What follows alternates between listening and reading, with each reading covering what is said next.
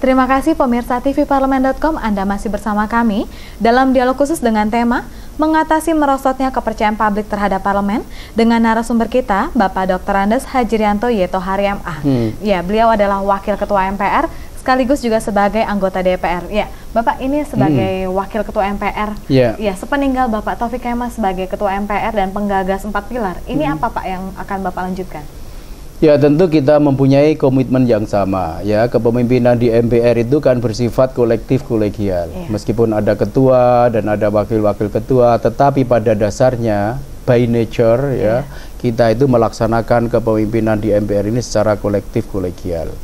Memang ide dasar pertama dulu tentang 4 pilar negara itu disampaikan oleh Pak Taufik Kemas, karena memang itu orisinal ya, otentik dari Pak Taufik Kemas. Tetapi kami wakil-wakil ketua memberikan dukungan, dan karena itu maka sepeninggal Pak Taufik Kemas kita punya komitmen yang sama untuk melanjutkan bahkan menyempurnakan apa yang sudah dilakukan bersama-sama dengan Pak Taufik Kemas selama ini. Kita memandang bahwa sosialisasi 4 pilar ini harus tetap dilanjutkan karena relevan, dan lebih daripada itu ke depan harus dilakukan secara lebih sistematis dan dalam skala masif, baik pada kalangan penyelenggara negara, penyelenggara pemerintah, dan pada masyarakat luas. Iya, tapi sebelum ini sosialisasi 4 pilar hanya melalui seminar-seminar Pak, atau mungkin lebih cara lain Pak agar lebih mengena kepada masyarakat? Ya, sebetulnya tidak benar kalau hanya melalui seminar-seminar, karena kami mempunyai belasan metode dan metodologi sosialisasi 4 pilar. Ada seminar, ada fokus group discussion, tetapi kita juga mempunyai sosialisasi 4 pilar melalui kesenian, baik seni tradisional maupun kesenian kontemporer.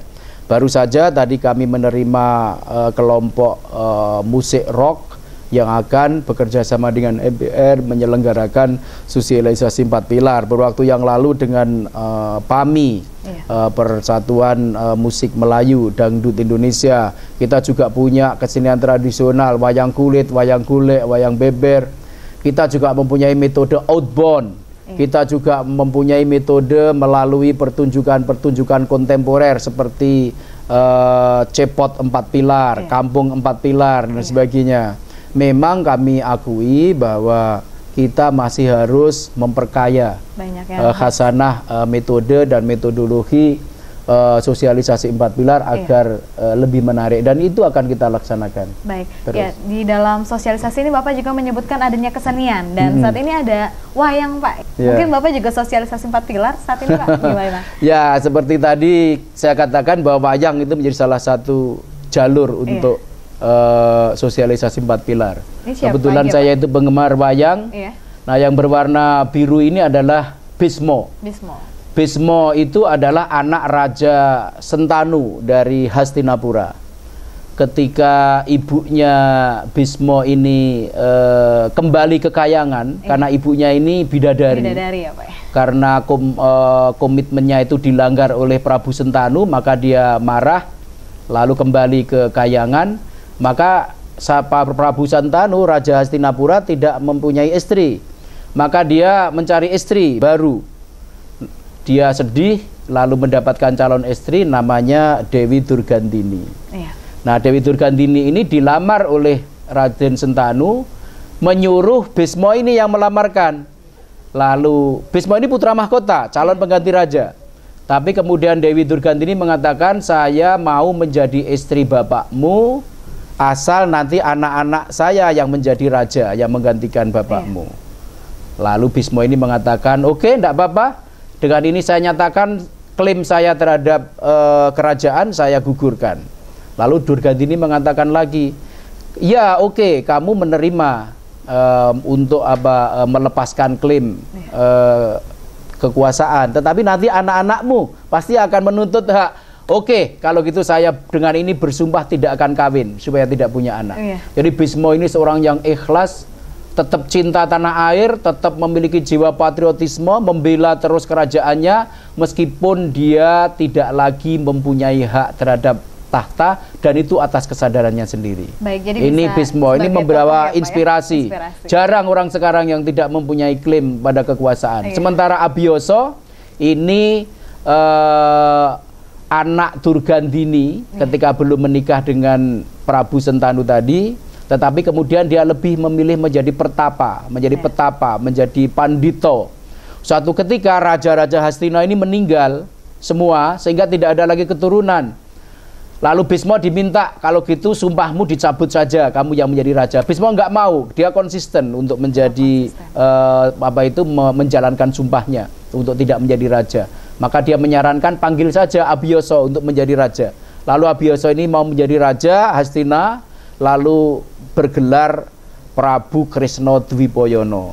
Setelah dia menikah, lalu punya anak-anak, anak-anaknya mulai berangkat dewasa, dia kembali lagi ke hutan, ke pertapaannya untuk bertapa. Dia lebih memilih menjadi seorang spiritualis, menjadi brahmana, untuk tetap mengeluarkan wisdom dan kebijakan-kebijakannya dan melepaskan tahta kerajaannya yang sangat glamor dan mewah untuk kembali menjadi pertapa. Ini dua orang tokoh yang luar biasa memberikan inspirasi kepada kita, apalagi pada saat ketika sekarang ini orang begitu ambisius untuk berebut jabatan-jabatan.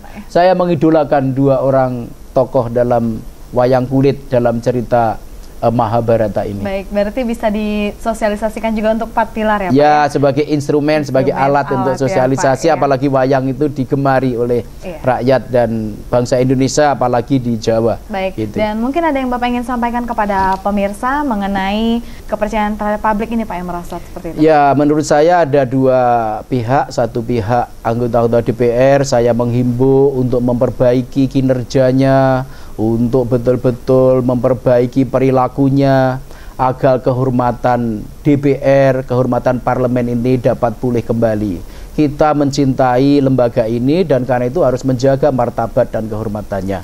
Yang kedua, kepada publik, terutama para pengamat, saya juga menghimbau, mengajukan appeal agar dalam mengkritisi DPR jangan overdosis, tetapi kritik-kritik yang membangun meskipun sangat keras, tetapi kritik-kritik demi kebaikan dan kewibawaan lembaga DPR ini. Jangan justru kritik-kritik yang mendestroy, menghancurkan dan mendelegitimasi DPR yang kita cintai bersama ini. Baik ya, baik Pak Hajrianto, terima kasih atas waktunya. Apa yang Bapak sampaikan ini sangat bermanfaat Pak bagi kita semua. Dan pemirsa, demikianlah dialog khusus kita kali ini dengan Bapak Dr. Andes Hajrianto Y. Tohari MA. Beliau adalah Wakil Ketua MPR sekaligus juga sebagai anggota DPR. Dan jangan lupa selalu saksikan dialog khusus di tvparlemen.com. Terima kasih atas perhatian Anda dan sampai jumpa. Terima kasih. Terima kasih Pak Hajrianto.